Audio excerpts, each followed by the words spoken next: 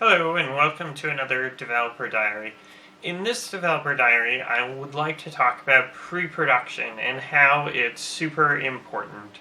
And pre-production is something where a lot of corners are often cut, and it's tough because, well, from a manpower perspective, at least in the AAA industry. So basically, pre-production is usually a period where you have a skeleton team trying experiments, basically looking to define what the next game is like. And so, in my opinion, usually pre-production results in a vertical slice. I think that's often the goal, because a vertical slice answers a lot of questions as far as what the art is going to be like.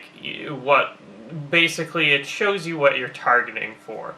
But there can be pre-production where you're just creating a target video, assuming the gameplay is sort of a known quantity, and you're just looking to define the atmosphere or the graphics. Then targeting like a trailer or a target reel, target video, that could work. Or if it's purely a gameplay focused game and the art doesn't matter very much, which, I mean, to some extent I think the art matters in every game, but there are definitely some games where it matters less than others. For something like that, then your pre-production results may be more along the lines of a playable prototype, probably one with more depth or breadth, than a pure vertical slice. Because a vertical slice I talked about a lot, but I think it can have some elements missing as long as the basic core elements are there. And so the idea of pre-production is to create this. The problem with this is there's a couple things. Firstly, there's always the pressure to start actual production, because with pre-production you're trying to answer questions, but it's not necessarily valuable output. So if you're doing concepts and concepts and concepts and concepts, you kind of get that feeling like, oh man, we really should start creating some production art or something more along those lines. And certainly that is a pressure we felt when doing pre-production for our next game. And the real question is whether we're still in pre-production. And I told the team, okay, now it's production, we're starting a level, but we don't really have a vertical slice, so I guess we're still in pre-production. And it's interesting, there's some websites and whatnot that document the Cerny method to pre-production. And it's definitely a good approach, in my opinion, to creating a cool game. The problem is that basically the Cerny method, the pre-production, can be arbitrarily long. There's really nothing, no way to keep finding a fun game in a short window. And I think that's one of the key problems on pre-production. And like when we were working on The Incredibles, we did pre-production. I think maybe I was starting towards the tail end of the pre-production, and basically it was like, okay, we have a release date in a year and a half or whatever. Pre-production ends, let's finish the game. And so because we had a movie release date and limited budgets, and so there are a number of things that we didn't really answer.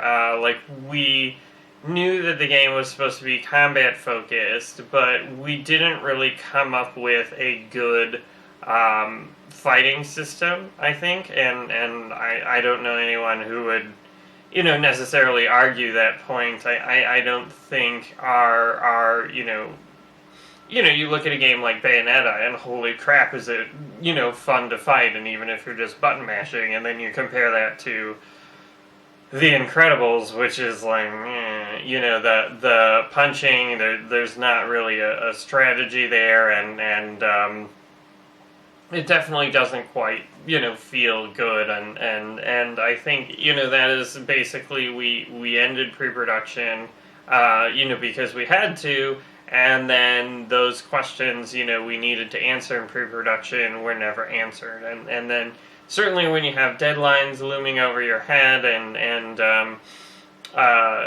we had to, create a number of levels, it's definitely tough to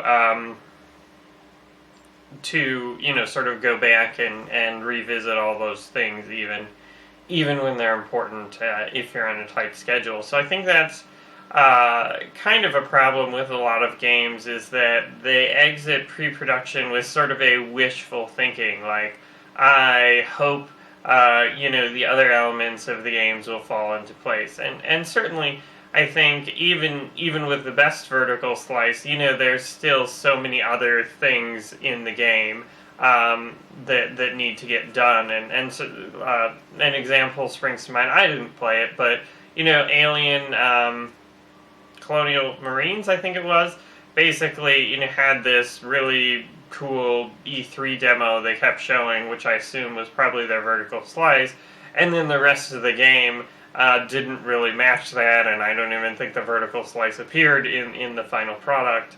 And so I think that's an example where you can create a vertical slice, and then other things can go wrong. Although I think in that situation, there's been a lot of talk about what specifically went wrong and who was doing what, and I don't know if they'll ever get to the bottom of it, but I think those stories are very common in development. You have ideas that are good, and I guess they say that the road to hell is paved in good intentions. Just good intentions can't make a game good, unfortunately, because I think most developers set out believing in what they're creating, and creating something cool. And I think for most games, short of like Disney princess games or something like that, I think people believe in what they're creating, and even when it doesn't turn out at the end like the team had hoped, I think people believe that they're going to create something cool. I don't think there's too many cynical game developers, although certainly I haven't done too much work in the mobile free-to-play side of things, but I suspect, since that's very metric-focused, they make the assumption that, a good game is one that has a high average revenue per paying user, and if people are paying money, then clearly they're enjoying the game. It's worth it to them. Which I think the reality is a little more complicated, a little more nuanced than that. But certainly I'm not trying to say that free to play is a bad business model or anything. But anyway.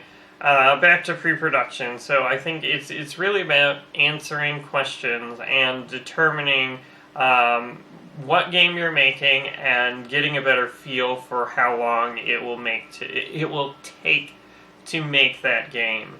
And I think those are both very important questions to answer, and I think those are often questions that people start proper development without having the answer to. So I want to stress the importance of pre-production, and certainly with our development methodology, the one we started on Neverending Nightmares, I think it works pretty well, where we put together a vertical slice, put it up on Kickstarter, and say obviously on our next game we're going to put in as much funds as we can, and then just try to kickstart the rest. But that model is very useful to me. Because I get validation on the vertical slice. Is this something good? Is this something workable, or is it something that people aren't interested in? And then I start getting that feedback loop with backers on the early builds and get them involved, which is helpful to me as a developer. So anyway, thanks for watching.